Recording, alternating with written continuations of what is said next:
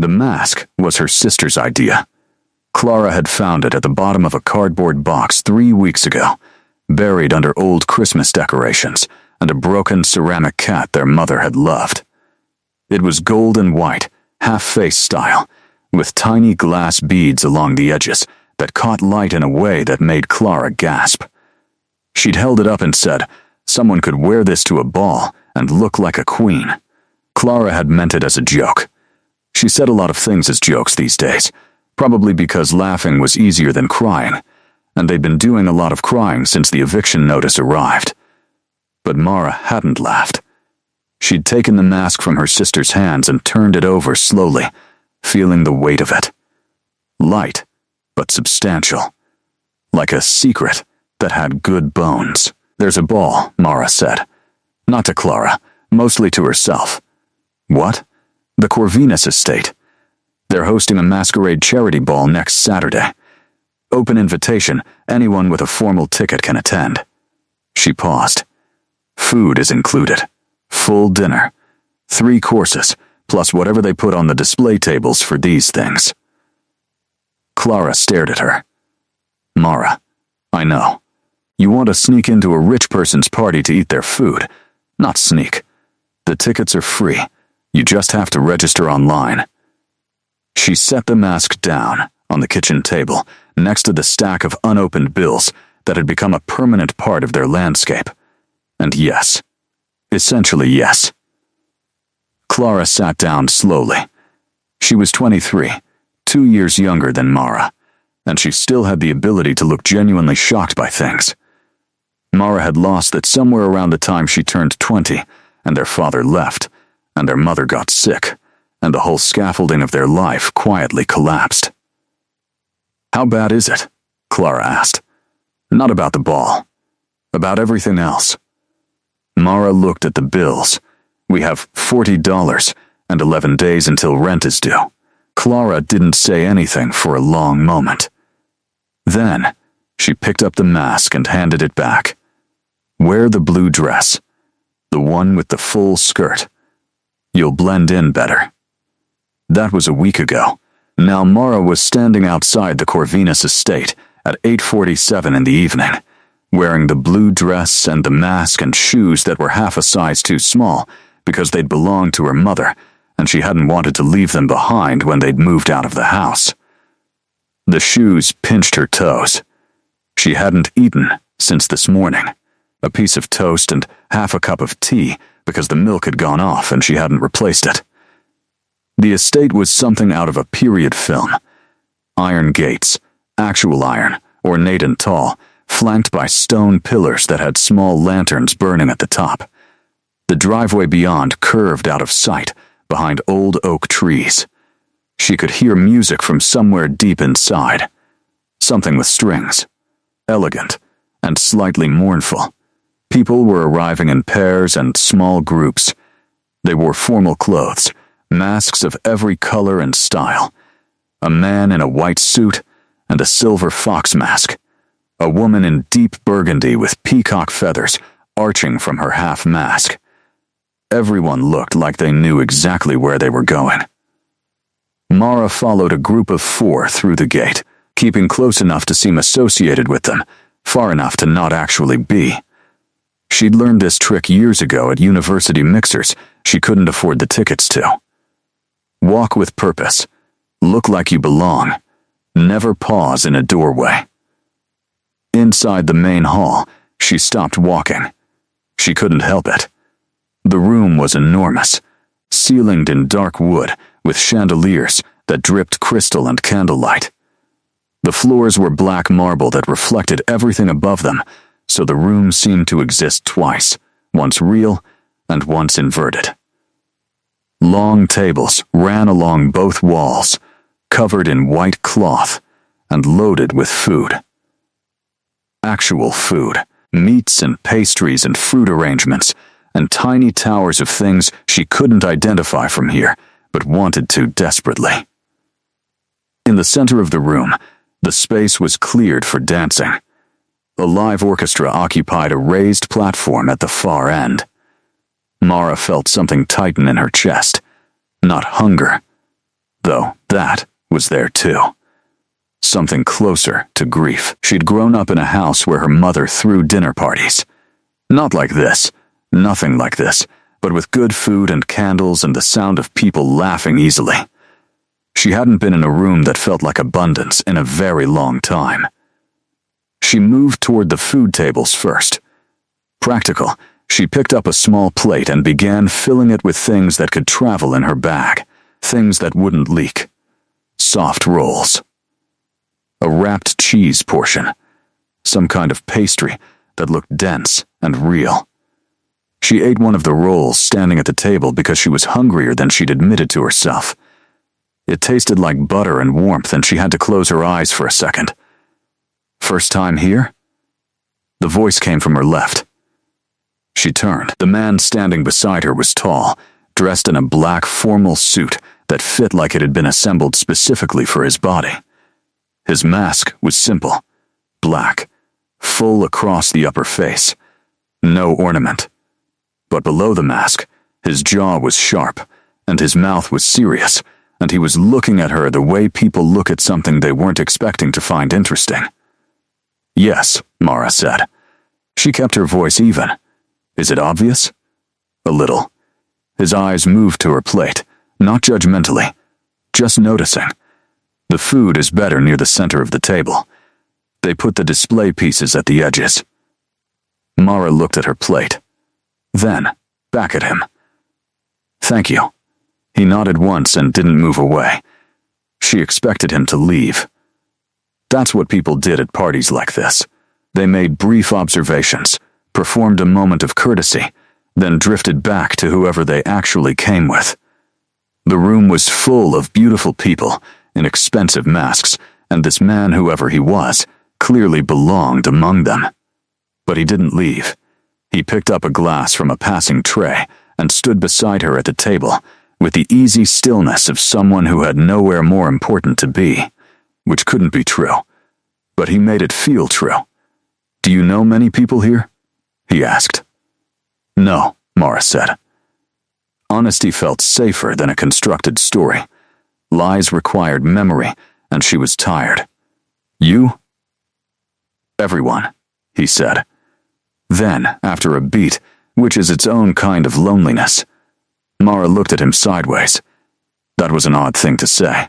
Rich people at charity galas didn't usually volunteer their loneliness to strangers at the food table.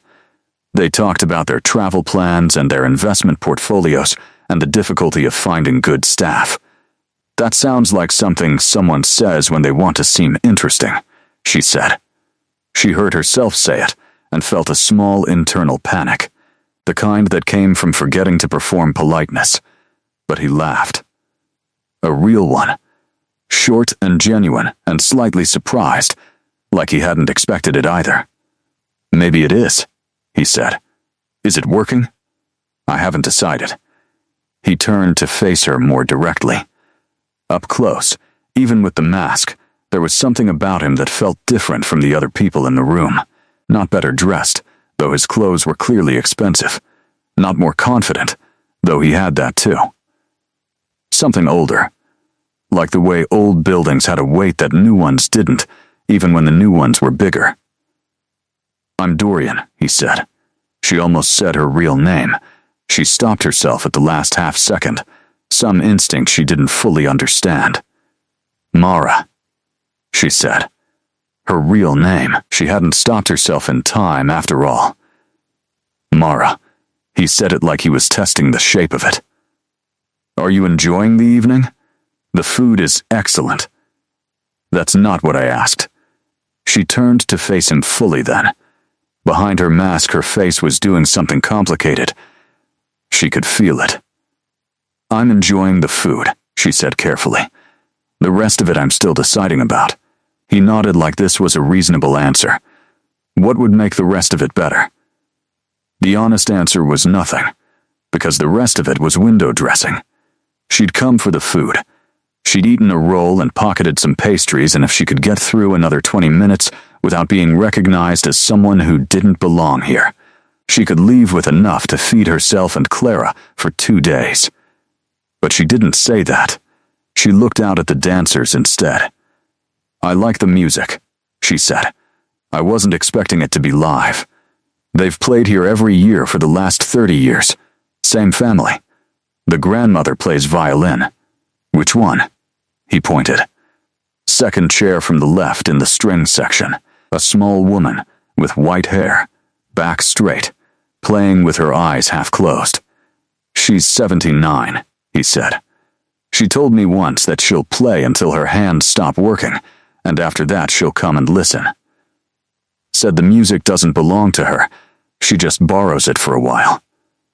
Mara looked at the old woman playing. Something about the image caught in her throat.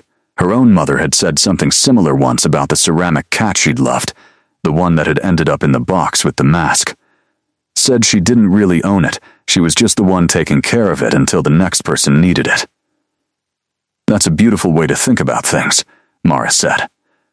Her voice came out quieter than she intended. Dorian was watching her. She could feel it even when she wasn't looking at him. Not uncomfortable watching. Careful watching. The kind that paid attention. "Dance with me," he said. She looked at him. "I don't know these dances. Neither do most people here. They just move and pretend. That seems like a metaphor for something. Most things are." He offered his hand. It was a formal gesture, open palm, waiting, not assuming. One dance. If it's terrible, you can go back to evaluating the pastries. Mara looked at his hand. She thought about her shoes that were half a size too small. She thought about the $40 at home, and the 11 days until rent, and the way Clara had handed her the mask without saying anything else, because there was nothing else to say. She put her hand in his. The floor was cold through her thin shoes, even through the dancing.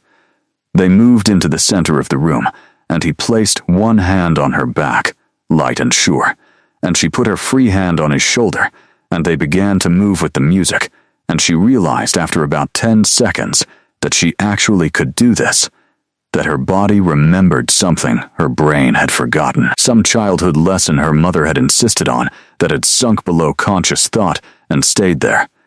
She wasn't graceful, but she wasn't stumbling either. "You do know these dances," he said. "Apparently some part of me does." They turned with the music. The room moved around them, other couples, candlelight, the inverted reflection in the black floor. She was acutely aware of his hand on her back. The warmth of it, the steadiness. "Tell me something true," he said. Not a strange request.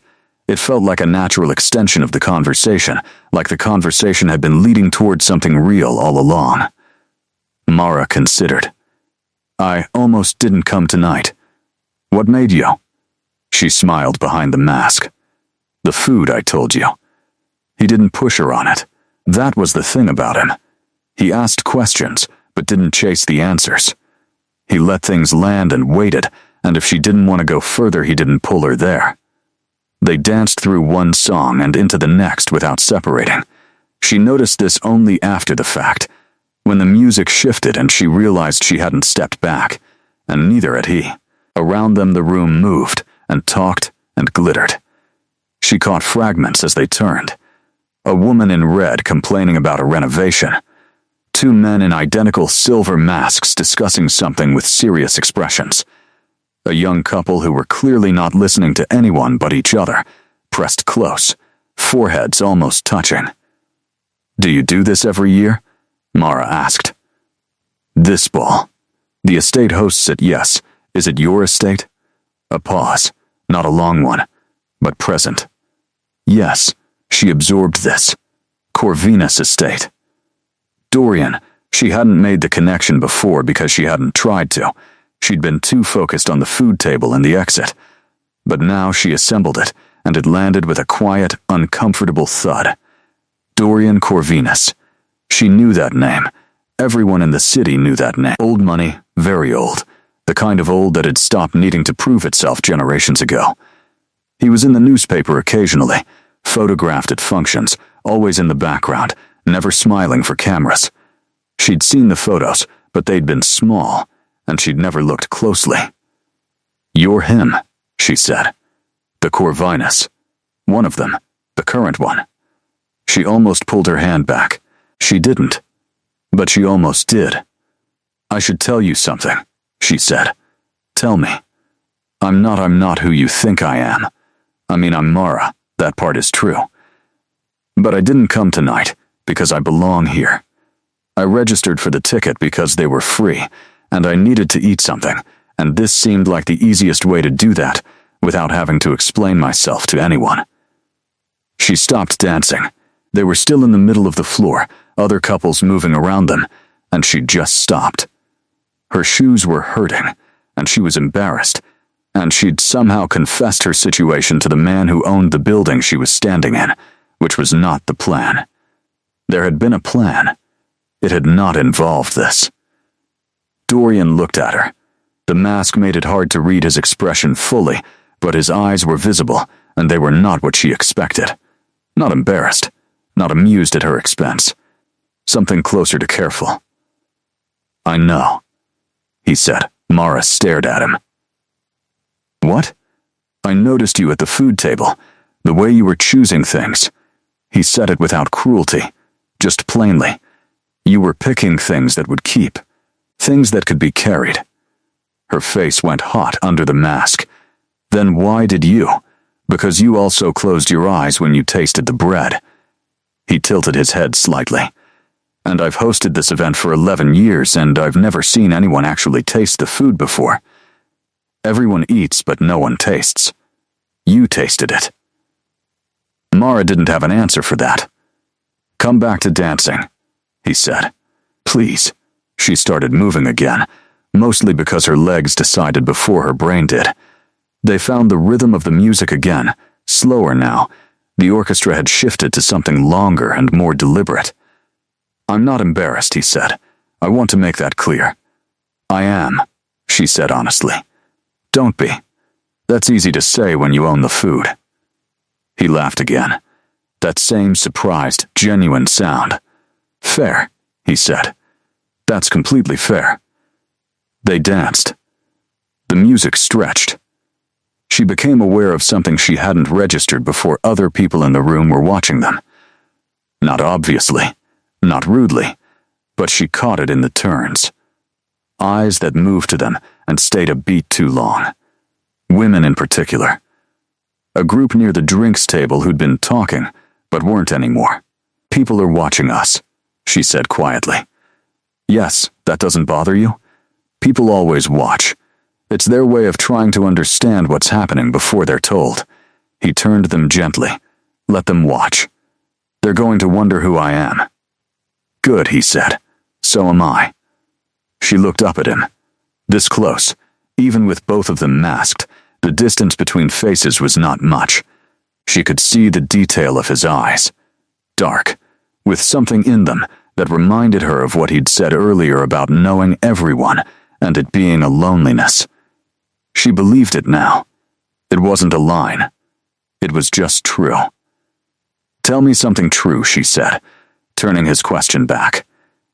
He considered it seriously, which she appreciated. He didn't give her the first polished thing. He thought about it. I almost canceled tonight, he said. Every year I think about it, and every year something stops me. What stopped you this year? I don't know yet. He looked at her directly when he said it. Mara looked away first. She looked at their hands joined, at the black floor beneath them, at the old woman with white hair still playing with her eyes half closed. My mother taught me to dance, she said. Not because he asked, just because it came up from somewhere and she let it. She was very specific about posture. Used to put a book on my head. She paused. She died 8 months ago. He didn't say he was sorry. She was glad. She was very tired of people saying they were sorry. He just adjusted his hand on her back slightly. Barely a movement. Just a degree of pressure more. Present. That was all. The mask suits you, he said after a while. I borrowed it. From a box. Even so. They danced through 3 more songs. She stopped counting after the second. At some point, a woman in deep green appeared at Dorian's elbow elegant and composed, and whispered something to him with the practiced quiet of a long-time staff member. He listened, nodded once, and she disappeared back into the crowd. "I have to speak to some guests," he said. "A responsibility of the evening." He paused. "Will you wait?" Mara almost said no. The rational part of her, the part that had been running calculations all evening, said this was the moment to leave. She had food in her bag. She'd eaten. She'd danced with a man who was kind and strange and inexplicably interested in her. And that was a beautiful, strange thing that had happened. But it wasn't real. It was a ball. Everyone was masked. Tomorrow he would remember a woman in a blue dress who'd said honest things, and she would be back to $40 and 11 days, and the specific weight of a life being carried on insufficient resources. "I should go," she said. Something moved in his eyes. "Stay," he said. Just that. No elaboration. No argument. Stay. She stayed. She moved to the edge of the room while he went to his obligations, and she found a chair near a column and sat and took off her shoes and put them on the floor beside her feet and stretched her toes and felt the cold marble through her stockings, and it was the best feeling she'd had in days. Uncomplicated relief. A passing server offered her a drink, and she took it. Sparkling water with some kind of citrus, cold and clean. She sipped it and watched the room. From here, sitting, the ball looked different. More theatrical. The masks made everyone slightly mysterious even when they were doing ordinary things, checking their phones, adjusting an earring, yawning behind a gloved hand. There was a couple near the window who were arguing in low, controlled voices, their smiles fixed for public consumption, but their eyes doing something else entirely. There was a man alone on the far side who kept looking at the door, waiting for someone who might not come. People were just people. Even in crystal chandeliers and formal wear, even in an estate worth more than Mara could conceive of. She ate another pastry from her bag. She wasn't even embarrassed about it anymore. Those are better warm. She looked up. Not Dorian. A woman, maybe 60, with a silver mask pushed up on her head like she'd given up on wearing it properly. Her dress was midnight blue. She had the kind of face that had been beautiful for so long, it had become something beyond that, something more structural. "Sit down?" Mara offered, though it wasn't her column to offer a chair beside. The woman sat. She had the directness of someone who had stopped worrying about impressions some years ago.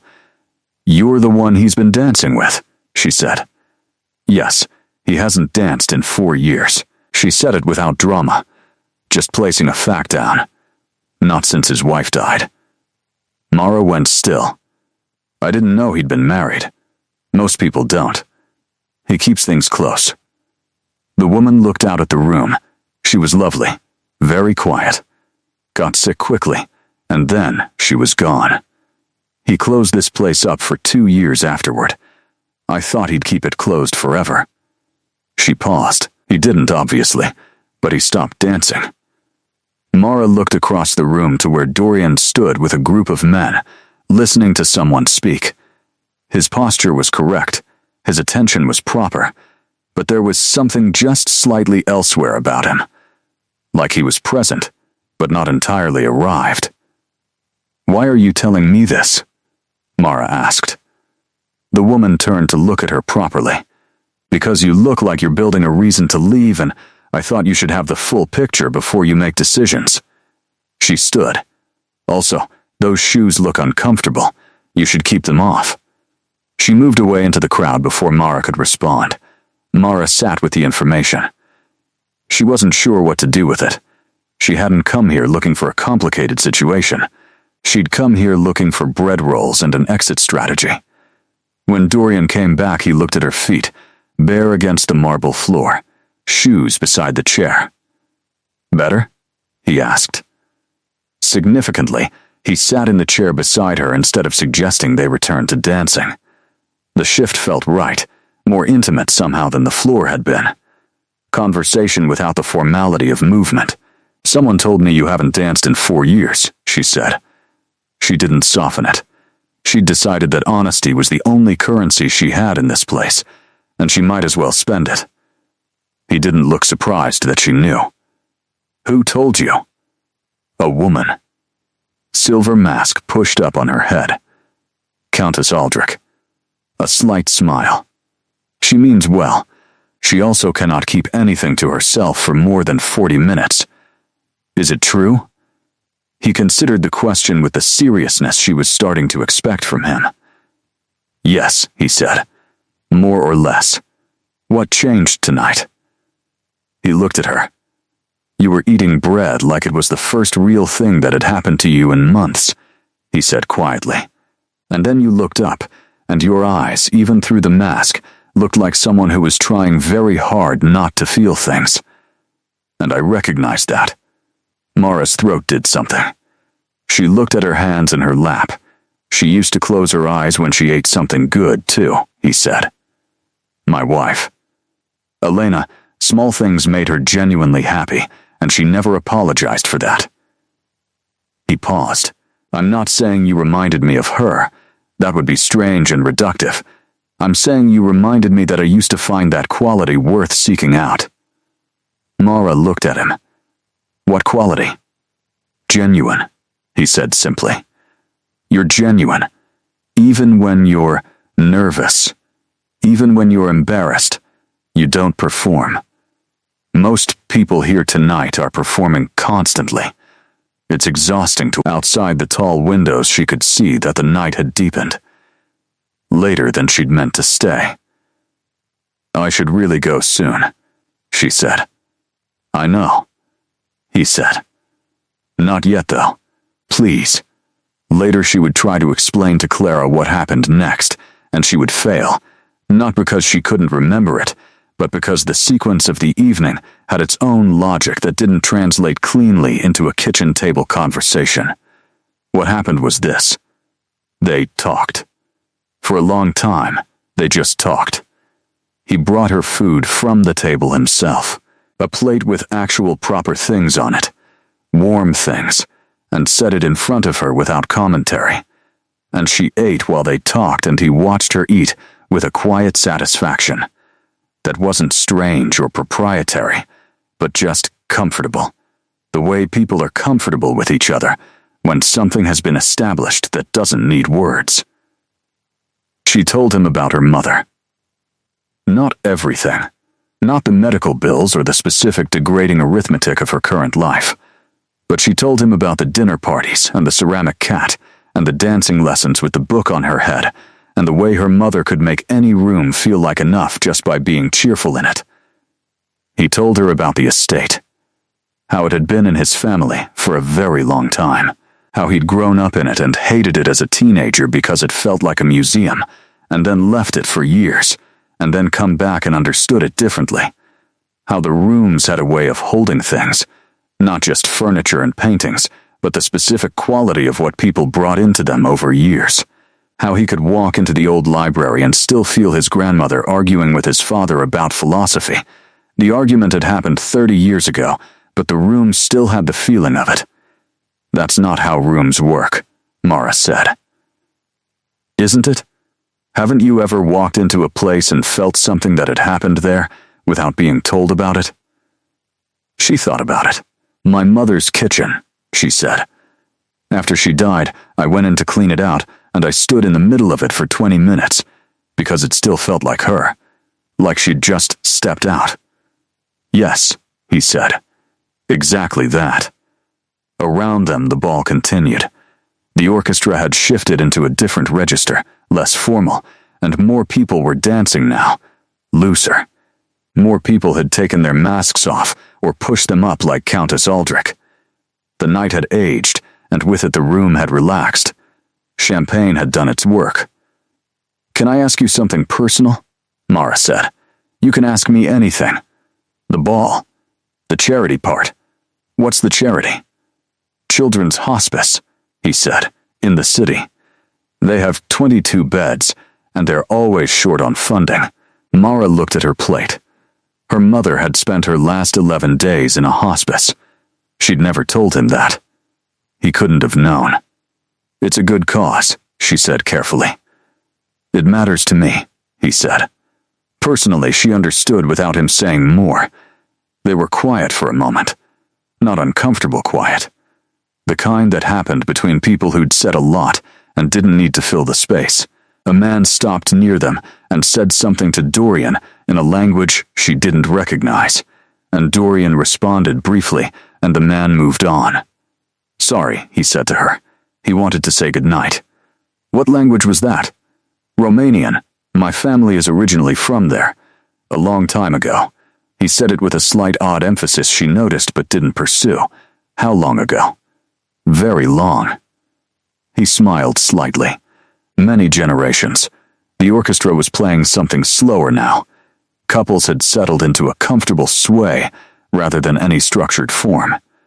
The room felt genuinely warm, all those people and candles, and the accumulated heat of an evening. "Dance with me again," he said. "One more time." My feet hurt. "Then dance badly." "It's allowed." She put her shoes back on, wincing slightly, and they went back to the floor. This time there was less formality. He held her closer, not improperly, but closer, and she didn't resist it, because her body found it comfortable in a way she hadn't expected, and she was tired of resisting things that were simply comfortable. She was aware that this was an extraordinary evening, not because of the chandeliers or the marble or the estate that probably had 40 rooms she'd never see. Because of this. Because of a conversation that had started at a food table and had gone somewhere real despite all the ways it could have stayed surface. "Your mask," he said. His voice was lower, the music was quieter. "You've kept it on all evening. You've kept yours on too. I've been watching you keep yours on," he said. "Like you're not sure whether to stay or go. Like the mask is what's giving you permission to be here." It was a perceptive thing to say. It was also accurate. "I don't think I belong here without it," she said honestly. "Why not?" She thought about the $40, the 11 days, the toast this morning. "Because people like me don't end up in places like this," she said. "Not really. We visit. We pass through. We eat the bread and we go home." "People like you," he repeated, not mocking. Thoughtful. "What does that mean?" "Normal," she said. "Ordinary, the kind of person that things happen to, rather than the kind of person who makes things happen." He was quiet for a moment. They turned with the music. "I've met a lot of people who make things happen," he said eventually. "They're often the least interesting people in any room." He looked at her directly. "Don't take the mask off until you're ready. But I want you to know that whoever is underneath it already belongs here. In this conversation. In this room." He paused. "With me." Mara's chest did something complicated. Outside, she could hear that it had started to rain. The rain changed the sound of the evening. Not loudly, just a difference in the air pressure. The high windows showing dark and wet, and the room seeming to turn inward on itself, more contained, more complete. People who'd been thinking of leaving weren't thinking about it anymore. Mara wasn't thinking about it either. She'd stopped tracking time somewhere around the third dance. They returned to the chairs near the column, her feet demanding rest again, and a server materialized with hot tea that she hadn't ordered. She looked at it, and looked at Dorian. "I told them earlier," he said simply. "You told them I'd want tea." "I guessed. You've been turning down champagne all evening. You drink water when you're thinking, and the temperature in here has dropped since the rain started." He picked up his own cup. "I guessed." She felt something shift in her chest. Not dramatically, just a small rearrangement, the way furniture feels different after someone moves a single piece. "You notice a lot of things," she said. "Most people do, when they're paying attention." He looked at her steadily. "I haven't been paying attention to much lately. It's been a long few years." She understood this. The particular exhaustion of grief, which wasn't just sadness, but also a kind of narrowing. Things that used to be visible stopped being visible. Colors flattened. She'd spent 8 months since her mother died moving through a world that looked technically the same, but felt systemically dimmer. "Does it get better?" she asked. She wasn't only asking for herself. He considered it honestly. "Different," he said. "It gets different. The missing doesn't reduce. But you start to have more room around it, more space in a day where you're just living, not just grieving." He paused. "That's the best I can offer. I know it's not what people want to hear. It's what I needed to hear," she said. "The people who say it gets easier are trying to comfort themselves." He looked at her. Yes, exactly that. The tea was good, strong and slightly sweet. Nothing she'd asked for, but exactly what she wanted. She held the cup in both hands and watched the room. Most of the masks were gone now, the unmasking hour having passed, and faces that had been mysterious all evening were now just faces. People looked more human without their ornaments, softer, more tired, more real. She was still wearing hers. Dorian still wore his. "The Countess said something to me," Mara said. "What did she say?" "That you closed the estate for 2 years. After your wife." He nodded once. "I did." "What made you open it again?" He thought about it for a moment, not avoiding the question, just finding the real answer. "Someone told me that Elena would have found it wasteful," he said. "She was practical about things. She would have said the rooms needed to be lived in, the staff needed employment, the charity event needed the venue." He smiled faintly. She was right, obviously. She was usually right. She sounds like someone with a very clear sense of what matters. She was. He looked at his cup. "I've been trying to borrow that clarity since she died. I'm not very good at it yet." Mara looked at this man who had an estate and old money and staff, who materialized with tea before she'd asked, and she thought about how grief made everyone the same shape inside.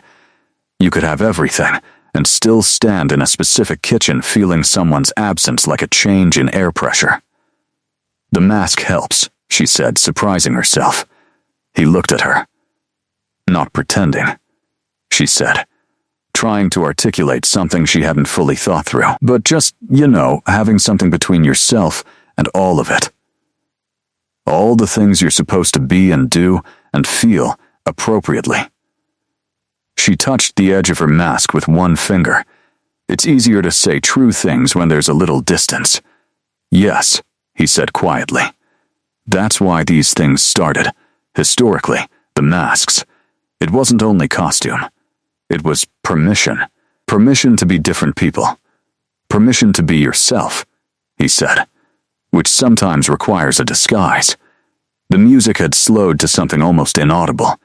A few couples were still moving, but barely, more holding each other than dancing. The room had the amber softness of late evening. Candles lower now, the chandeliers less assertive. "Tell me something else true," she said. He was quiet for a long moment, long enough that she thought he might not answer.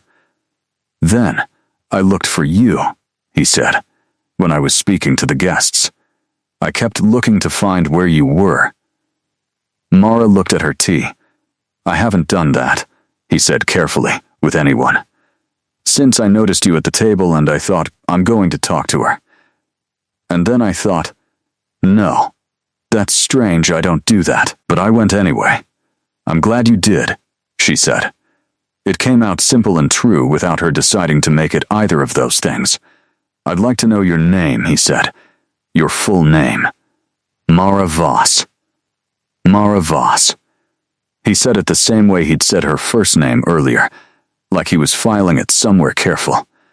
"I'd like to see you again, after tonight. Not at a ball, not with masks, just see you. If that's something you'd consider."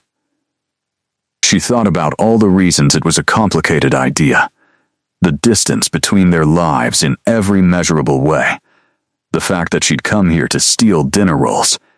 The fact that she was still wearing borrowed shoes that had belonged to her dead mother, and she had $40 to her name, and he had an estate with 40 rooms. "You should know," she said, "that I came here tonight with a very specific plan that had nothing to do with meeting anyone." "I know, and that my life is currently not," she searched for the word, "not straightforward." "Whose is?" he said simply. Mara looked at him. "Yours, probably.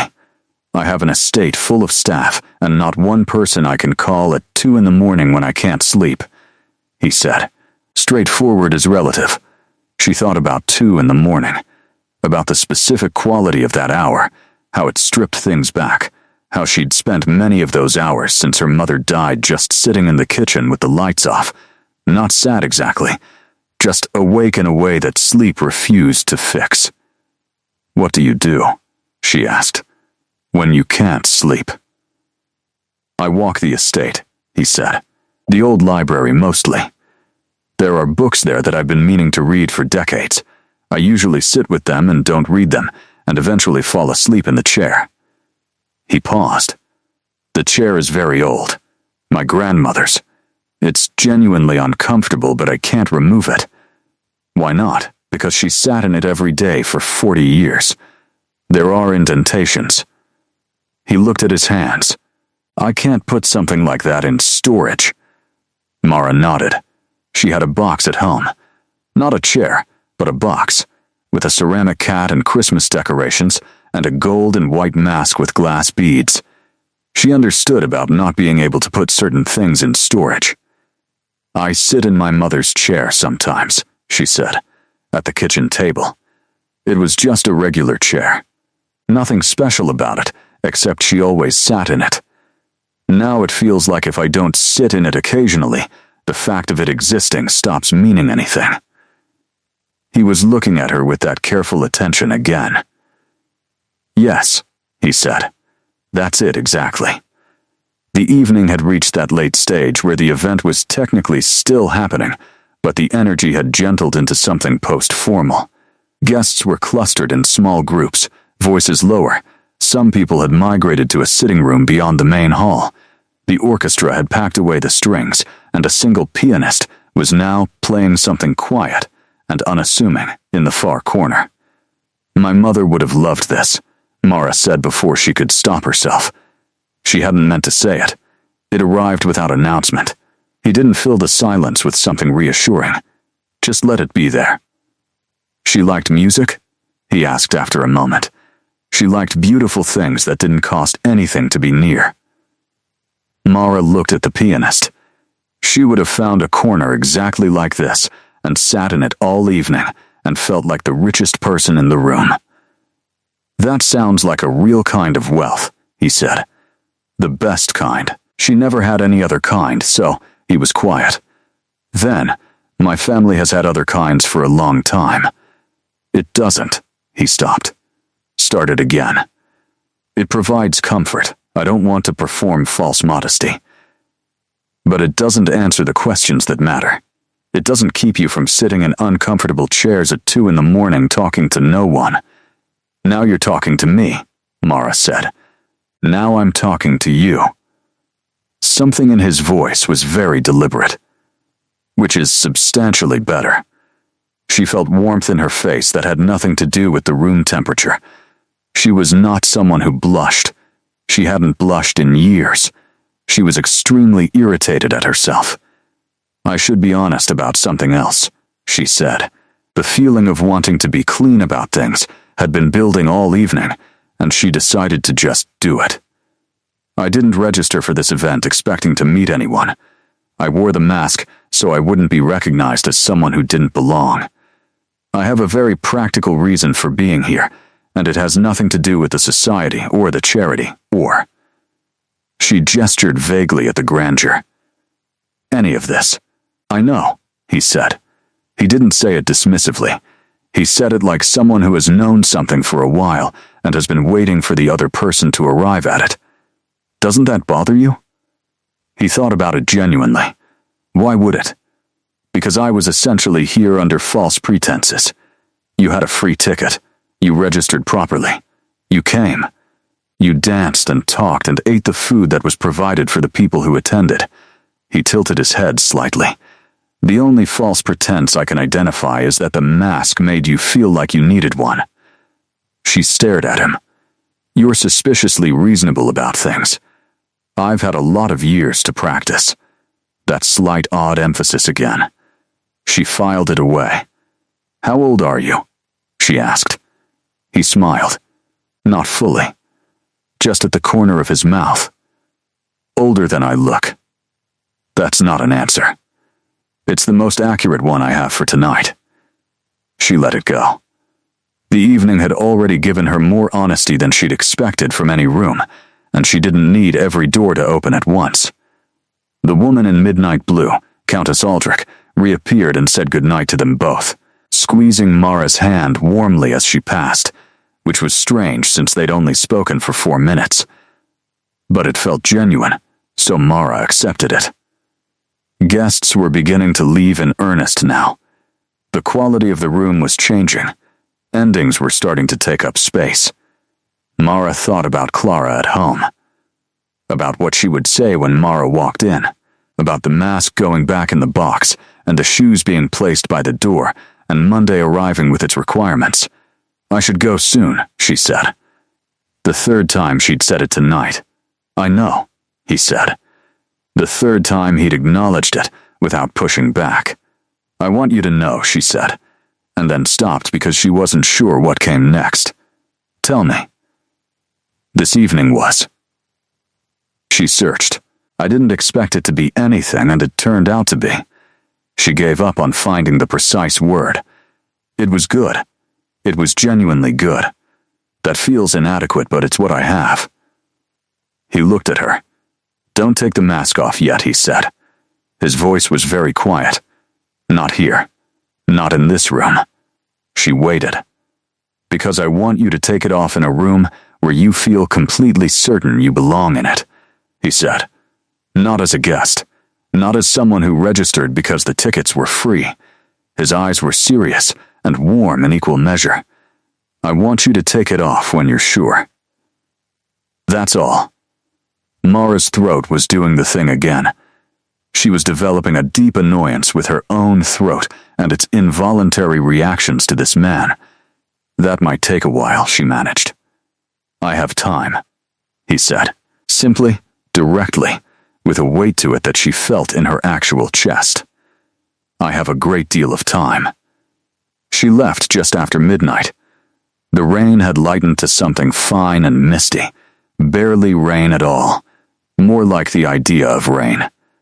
The iron gates were still open, and a few cars were still moving in the driveway, and the lanterns on the stone pillars were still burning. She stood at the gate for a moment before passing through it. She didn't look back.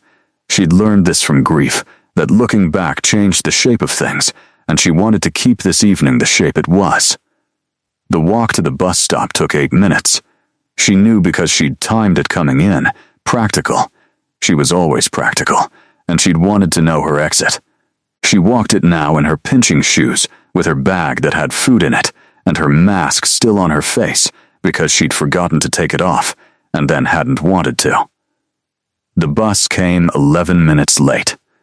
She sat in the back, the only passenger in her section, and took the mask off in the bus window's dark reflection, and looked at herself. Same face. Same eyes. Something different about the set of her mouth. Not a smile exactly, but a softening of the habitual tension she usually carried there. She put the mask on her lap and held it with both hands the rest of the ride home. Clara was awake when she got in. She was sitting at the kitchen table in pajamas with a mug of tea, which meant she'd been awake and waiting and drinking tea to seem like she hadn't been waiting. How was it? Clara asked.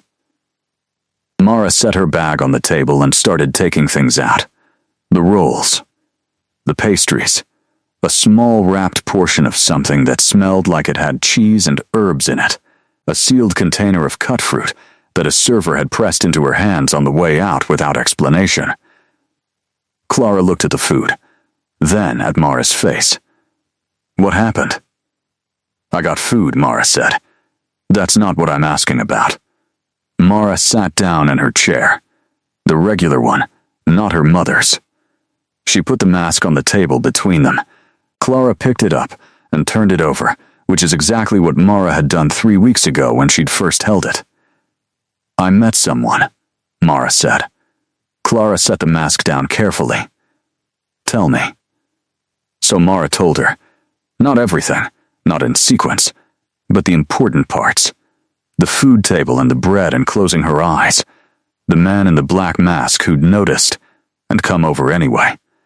The dancing, the tea she hadn't asked for. The things he'd said about belonging. The things she'd said about grief. The Countess. The grandmother playing violin at 79. The way he'd said don't take it off yet, like he was giving her something, not asking for something. Clara listened without interrupting, which was unusual for her. When Mara finished, Clara was quiet for a moment. "Then, he's rich, very, and you went there to steal bread rolls." "I didn't steal them. The tickets were free." "Mara, I know." Clara wrapped both hands around her mug. "Is he a good person?" "I think so. I think he might be a very good person." "What are you going to do?" Mara looked at the mask. "He asked to see me again." "And?" "I said I'd think about it." Clara looked at her. "You said you'd think about it to a rich, apparently kind man who danced with you all night and brought you tea and told you that you belong there? It's more complicated than that." "What's complicated about it?" Mara gestured at the table, at the rolls and the pastries and the fruit container and the stack of bills underneath everything. "All of this," she said. "The distance between his life and this life." Clara was quiet for a moment. Then she pulled a pastry off the pile and bit into it and said, with her mouth full, "Mom would say the distance between any two lives is just a series of small decisions." Mara looked at her. "She would," Clara said. "You know she would." Mara thought about her mother, about kindness, and dinner parties and dancing lessons and ceramic cats that you don't own, you just borrow for a while. She thought about what Dorian had said, that the woman at the violin played until her hands stopped working, and after that she'd come and listen because the music didn't belong to her. She thought about a room that still held the feeling of an argument from 30 years ago. She thought about an old library and an uncomfortable chair, and a man who sat in it at 2 a.m. because he couldn't remove his grandmother's indentations from the cushion. "He gave me his number," she said. She hadn't mentioned that yet. Clara went very still. "When?" "Before I left." He wrote it on the back of a card. He said no pressure. He said it quietly, like he'd already decided not to expect anything. Mara paused. That was the most interesting thing about him. He never assumed I'd give him anything. Clara put down her pastry. She had the expression she got when she was trying not to say the obvious thing, but was about to say it anyway. "Mara," she said. "I know. Call him. I know. Not tomorrow. Tonight. It's only just past midnight. That's not even late for people with estates." Mara looked at the card in her coat pocket. She'd been aware of it the whole bus ride home, the slight weight of it, a small rectangle of thick paper with a phone number in handwriting that was careful and slightly old-fashioned. "Let me eat something first," she said. Clara pushed the fruit container toward her. Mara ate some fruit and thought about masks and permission and rooms that held the quality of what people brought into them. She thought about $40 and 11 days, and how life had a way of being exactly as narrow as the lens you chose to look through it with. She thought about eyes that remembered kindness, despite knowing cruelty. She picked up her phone. He answered on the second ring. "Mara Voss," he said. Not a question. Like he'd been expecting the specific person calling. "You said no pressure," she said. "I meant it, and yet you answered like you were waiting." A brief pause. "I was hoping," he said. "There's a difference." She was standing in the small hallway outside the kitchen because she'd needed 4 feet of privacy and that was all the apartment offered. She could hear Clara in the kitchen not making any sound at all, which meant she was listening intently. "I wanted to ask you something," Mara said. "Ask me. The hospice charity. The one the ball raises money for." She paused. "Is there any way to get involved with it? As a volunteer or something?" "Not," she stopped, wanting to be precise, "not because of you. I mean, not only because of you. My mother spent time in one. I've been thinking about it for months. I didn't know how to start." He was quiet for a moment. When he spoke, his voice was different. Not softer exactly, but more present, if that was possible. "Yes," he said. "I can put you in contact with the director. She's always looking for people who understand what the families are going through." A pause. "Your experience would matter there. Not as a credential, just as a kind of understanding." "Okay," Mara said. "Thank you. Of course." They were both quiet for a moment. On her end, the hallway. On his end, she imagined the old library, the uncomfortable chair, the walls holding 30 years of arguments about philosophy. "The other reason I called," she said. "Yes, you said you'd like to see me again, not at a ball. I did say that. What does that look like to you?" Specifically, she heard the slight exhale of someone who was being precise with language. "Dinner," he said. "Somewhere without a dress code. You can wear whatever you actually want to wear, not what seems appropriate for someone else's event." A pause. "I'd like to know more about you. Your life, the things that are not straightforward, as you put it. That list is quite long. I have time." He kept saying that. She kept feeling it differently each time. "All right," she said. "All right?" "Yes, dinner somewhere, without a dress code. I'll wear something I actually want to wear, which I want to warn you is probably less impressive than the blue dress." "The blue dress was very nice," he said, "but I was looking at your eyes all evening, not your dress." Clara could probably hear Mara's silence from the kitchen.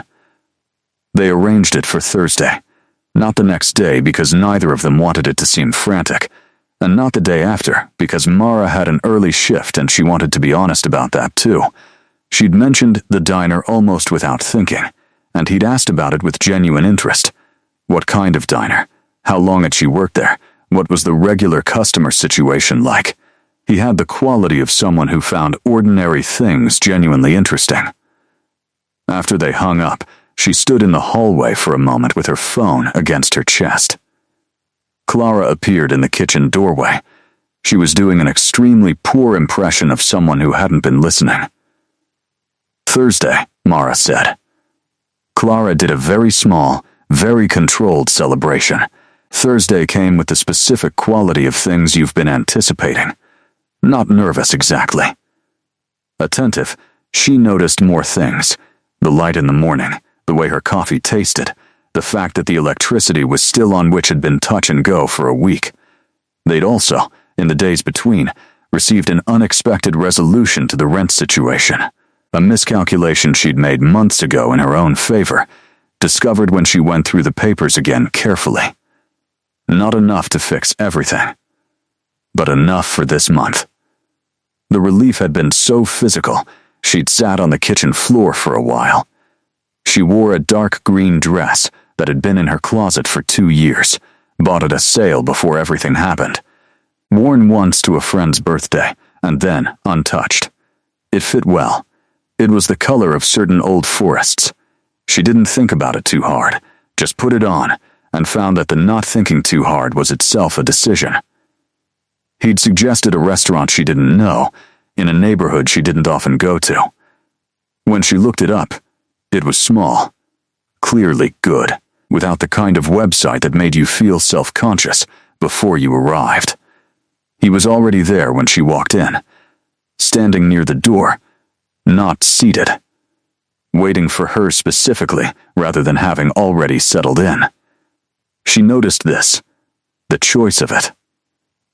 He looked different without the formal black suit, and without the mask. Not diminished, just more present. A navy jacket, an open collar, no ornament.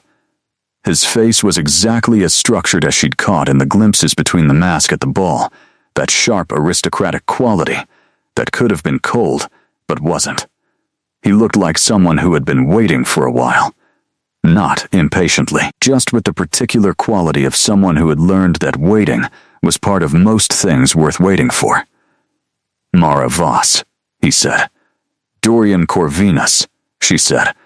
They looked at each other for a moment, with no masks between them and the city moving behind the restaurant windows and the small, pleasant noise of a place where people were eating and talking. You look, he started. Don't, she said. Not unkindly. I'm already nervous enough. He closed his mouth. Then smiled. Real and full, and it changed his face entirely. Knocked 10 years off it, made the lonely quality she'd noticed at the ball retreat, and something warmer fill the space. All right, he said. Shall we eat? Yes, she said. Please, the restaurant was exactly right. She couldn't have said in advance what exactly right would look like, but when she was inside it, she recognized it. Small tables, not too close. Warm lighting that came from actual fixtures rather than overhead. A menu that was straightforward, real ingredients named plainly without performance. He ordered water and asked what she preferred, and she said the same, and felt grateful for the absence of any pressure about wine, which she couldn't afford to reciprocate and had been slightly worried about. The conversation started the way it had at the ball, which was easily. She'd expected the different setting to create a different dynamic, that the things which had felt natural under chandeliers would feel strange at a small table with city noise outside and coats on a hook and bread in a basket between them. But it didn't feel strange. It felt continuous, like they'd simply moved from one room to another. She told him about the diner in a way she hadn't expected to, specifically, the regulars. A man who came in every morning at 7:15 and ordered the same thing and called her Miss Voss after she'd introduced herself once 4 years ago, and had never varied from it since. An older woman who tipped in exact amounts based on a calculation Mara had never been able to reverse engineer, but that was always respectful and always precise. The cook, a man named Gregory, who had been there for 20 years and had opinions about eggs that he would deliver without being asked. Dorian listened. He asked a follow-up question about Gregory that was specific enough that she knew he'd actually heard the detail, not just waited for her to finish talking. She asked him about the estate, not the history. She'd read some of that online in the days between, but the practical reality of living in a building that size. Mostly you stop seeing it, he said. You stop seeing the size. It becomes your immediate environment the way any place does. Kitchen, library, garden in the evenings. The rest of it is just rooms. Just rooms, she said. The ones that matter are very small, he said. The library. The kitchen when the staff isn't there. One room at the back that looks over the garden and has bad heating but good light in the mornings. That's the one you actually live in, she said. He looked at her. Yes. How did you know? Because everyone has one actual room, she said, regardless of how many they have access to. He smiled. What's yours? She thought about the apartment, the kitchen table, the chair. The kitchen, she said. After my mother died, I spent a lot of time in it. I didn't always do anything in it, just existed in it. Yes, he said. Exactly. The food came and was good, simple and properly made, and they ate without the conversation needing to pause or become artificial around it. She ate without closing her eyes this time, which she thought about later and decided meant she was more comfortable, that the food was something enjoyed alongside the evening, rather than separate from it. He told her about volunteering with the hospice, how it had started 2 years after Elena died, how he'd needed to do something with his hands that wasn't managing the estate or sitting in the library not reading. How the first time he'd walked into the hospice facility he'd almost left, the smell and the particular quality of the light that she would have understood. and then had stayed because leaving had felt like a failure of some kind. "What do you do there?" she asked. "Sit with people," he said. "Sometimes read to them. Sometimes just be in the room." He looked at his glass. It turns out that being in the room is often enough. People want witnesses to their last ordinary days. Mara thought about her mother's last 11 days, about who had been in the room, about the particular quality of a hand held. "I understand that," she said. "I thought you might." She looked at him across the small table and thought about the distance between their lives in every measurable metric and how it felt, sitting here, like the smallest factor in the room. "Can I say something strange?" she asked. "Please, at the ball. When you said don't take the mask off yet," she said, "what did you mean by yet?" He considered the question with the seriousness she expected from him now, the genuine consideration rather than the immediate reflex answer. "I meant that belonging isn't immediate," he said. "It's not something that happens in a room at a ball. It accrues, over time, over small moments, over conversations that start at food tables and continue on Thursday evenings." He looked at her directly, "Yet meant I expected there to be more evenings." "That's all. That was a significant assumption," she said. "It was a significant hope," he corrected. She held that for a moment. "I called the hospice director," she said, "before tonight. She was very kind. I'm going next week to see the facility." Something moved in his expression. Warmth, plainly. How did she seem? Practical. The good kind. She wanted to know specifically about my experience and what I thought I could offer, and she didn't do the thing people sometimes do. The overcompensating. "Sorry for your loss" quality. Mara paused. She just said, "You understand the pace of it. That's valuable. Come and see." "That's her," he said. "That's exactly her." Outside the restaurant, the city was doing its evening things. People moving past the window, lights changing, the particular rhythm of a city in mid-week, purposeful and unhurried simultaneously. "I brought something," Mara said. She reached into her bag and put the gold and white mask on the table between them. It caught the restaurant light, and the glass beads did their thing, making small, scattered light across the tablecloth. He looked at it, then at her. "It's my sister's," she said, "or my mother's. We're not entirely sure whose it was originally. It was in a box." She paused.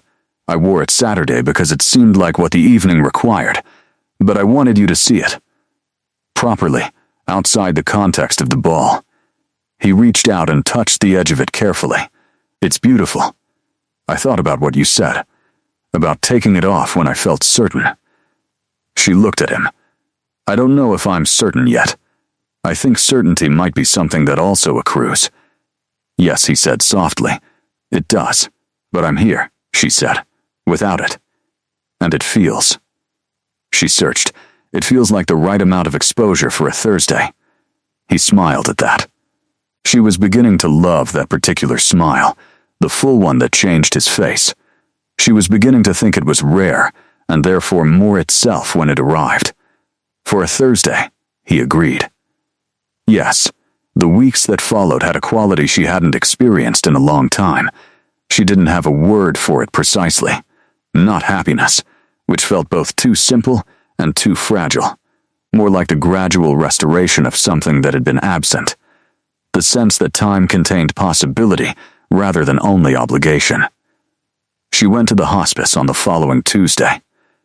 The director, a woman named Sable, had the manner of someone who'd learned efficiency from necessity and warmth from the same source. She showed Mara the facility without sentimentality. "Here are the rooms. Here are the families. Here is what we need. Here is how it actually goes." Mara appreciated the directness. She started the following Thursday, sitting with a man named Arthur who was 81 and had been a cartographer, and who, on the days he was alert, wanted to talk about coastlines. She didn't know anything about coastlines. She listened and asked questions that were probably not sophisticated enough for a former cartographer, but which he answered with evident pleasure anyway. She told Dorian about Arthur when they had dinner the following Sunday. He listened with full attention.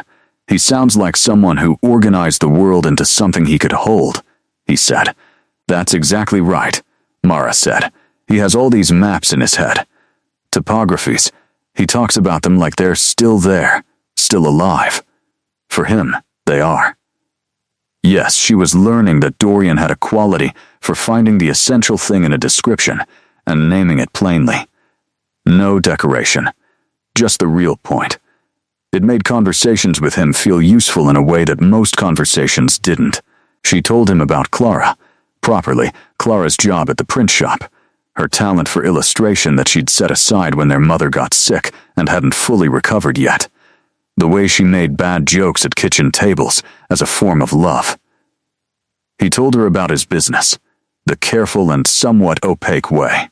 Investments and properties and things he managed at a distance, and which bored him in the specifics, but which he maintained because they funded the estate and the charity work and the long, comfortable, undemanding life he was trying to fill with meaning now that the simpler architecture of his younger years had collapsed.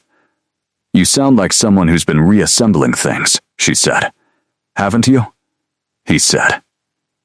"Yes," she said. "I suppose I have." They were sitting in the estate's kitchen that evening.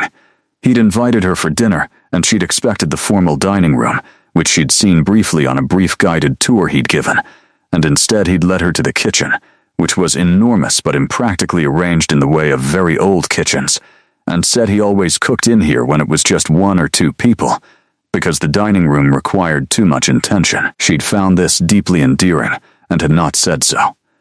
He cooked well, not with performance, which she'd slightly dreaded, imagining a man in an expensive kitchen demonstrating technique. Just practically, with the ease of someone who'd been doing it for themselves for a long time. Simple things. Proper things. A soup with actual bones in the base and bread he hadn't made himself, but knew exactly where to acquire.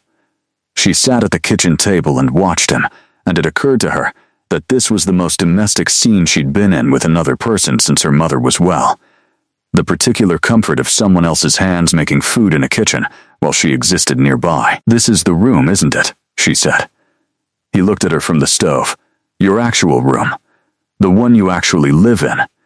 He looked around the kitchen with its impractical layout and its hanging copper pots and its old wooden table with the various marks of years. "Yes," he said. "I did say the important rooms were always small. This room isn't small. It feels small," he said. "It has that quality." After dinner, they sat at the table with tea, and the conversation wandered through its usual territory, past and present, and occasionally a future detail, something they'd both like to do. A place she'd mentioned once that he said he hadn't been to in years, a concert Clara had told her about that she thought he might enjoy. "I want to meet her," he said. "Clara?" "Yes. When it seems right." Mara thought about Clara at the kitchen table in pajamas, listening through the wall, eating pastries and giving extremely direct advice. "She'll ask you difficult questions," she said. "Good," he said. "I prefer that. She'll also feed you something immediately." It's her response to anxiety. Also good. He looked at her. "You talk about her the way people talk about someone they've kept safe." Mara looked at her tea. "We kept each other safe," she said, "after our parents. We took turns at it." "That's the best kind of sibling," he said. "Yes," she looked up at him. "Do you have siblings?" "No." Something brief moved across his face. "There was only me. For a very long time." He said it in a way that could have been about an only child in a large house or about something else, and she didn't press. She was learning that there were things around the edges of Dorian Corvinus that she didn't yet have the full shape of. Not things hidden by choice. Nothing that felt evasive in a concerning way. More like depth. Like the old buildings he'd described, layers over layers, and you didn't get to see all of it at once. You had to arrive gradually. She found she didn't mind this. She'd always preferred learning people slowly. "There's something I should tell you," he said. His voice had shifted slightly. She noticed. "Tell me." He looked at her with that careful attention, the quality she'd recognized that first evening. "Not tonight," he said. "But soon. There are things about me that are not easily explained, and I want you to know them. He paused. "I want more of this first. More of exactly this, before it becomes complicated." She looked at him steadily. "Are you dangerous?" "No," he said immediately. "Not to you. Never to you. Are you a good person?" He thought about it. Seriously, she loved that he thought about it seriously. "I try to be," he said. "I've had a long time to learn and I still don't always succeed. But I try." "All right," she said. "Then tell me when you're ready." He exhaled. "Small," she noticed it. "Thank you," he said. He told her on a Sunday in November, 6 weeks after the ball. The garden behind the estate had gone to its late-season version of itself, stripped back and structural, the bones of it visible. They'd walked in it after dinner because she'd started to love the garden, and he'd started to notice this, and had begun suggesting it at the end of evenings as a natural thing. She didn't remember exactly how it started. Not a formal announcement. Not a sitting down. Just the conversation finding its way there, the way all their conversations found their way to the things that mattered. He told her what he was, not all of it at once, just the essential architecture of it. The age, the nature, the old laws that governed his kind, the estate that had been in his family for many generations because his family did not change the way other families did, because he himself did not change, had not changed for a very long time. She listened. She didn't run. She didn't laugh. She'd had 6 weeks with this man, and she knew the quality of him, and she stood in the late autumn garden and absorbed what he was telling her with the particular steadiness of someone who'd already survived several things that should have broken her and had instead simply required adjustment. "Say something," he said after a while. He looked vulnerable in a way she'd never seen before, genuinely uncertain, which was its own kind of revelation, because she'd always sensed that his certainty was the surface of something deeper. "How old?" she asked. He told her. She was quiet for a moment. "That's a very long time to be lonely," she said. He looked at her. Something in his expression shifted, that controlled quality giving way for a moment, and underneath it was exactly what she'd seen in glimpses all along. The loneliness, real and old and patient. "Yes," he said quietly. "It is." She thought about everything she knew of him, the uncomfortable chair and his grandmother's indentations, the way he cooked in the kitchen because the dining room required too much intention, the hospice and sitting with people who needed witnesses, the ball that he'd almost canceled and then didn't, and the woman he'd noticed at the food table closing her eyes over bread. "Why me?" she asked. Not the way she'd have asked before she knew him. Not with the self-deprecation of the woman who thought she didn't belong at the ball. Genuinely, of all the people, in all that time. He looked at her for a long moment. "Because you were eating bread like it was the first real thing that had happened to you in months," he said. And then, quieter, "and because you looked like someone still capable of finding things real. After everything, still capable of being present to the goodness in small things." He paused. "That's rarer than it should be. I know because I've been looking for it for a very long time." She stood in the garden and looked at the bare bones of the rose bushes and the old stone walls and the man in front of her, who was something she didn't have an existing category for, and she thought about what her mother would say. Her mother would say, "What do you know of him?" She'd answer, "Kindness, patience, honesty at cost to himself, soup with actual bones in the base, a grandmother's chair he can't remove, a hospice he visits to sit with people who need witnesses." Her mother would say, "Is he good?" She'd answer, He thinks about it before he answers. He said I try to be, and meant it, and that's more than most people manage. Her mother would say, and do you feel like yourself with him? She'd answer, more myself. Specifically more myself. The self that closes her eyes when something is genuinely good. The self before the narrowing. What does this mean? She asked. For us, practically it means, he said carefully, that if you stay, if you choose to stay, eventually there are choices to discuss. Not now. Not soon. But eventually. He looked at her directly. And if you don't stay, I will understand. What I am is not a reasonable thing to ask someone to receive. You're not asking me anything, she said. No, you're just telling me the truth. Yes, she nodded slowly. The garden was cold, and the city was a low presence somewhere beyond the walls, and the night had the good density of late autumn. She could feel the cold through her coat, in a way that was clarifying rather than uncomfortable. I need some time, she said. To sit with it. Take whatever you need. I'm not leaving, she said. She wanted to be clear about this. I'm not walking away because this is strange and difficult. I'm asking for time because that's what this deserves. He exhaled again. That small exhale she'd learned to recognize as relief given very limited expression. She reached out and took his hand. Just held it.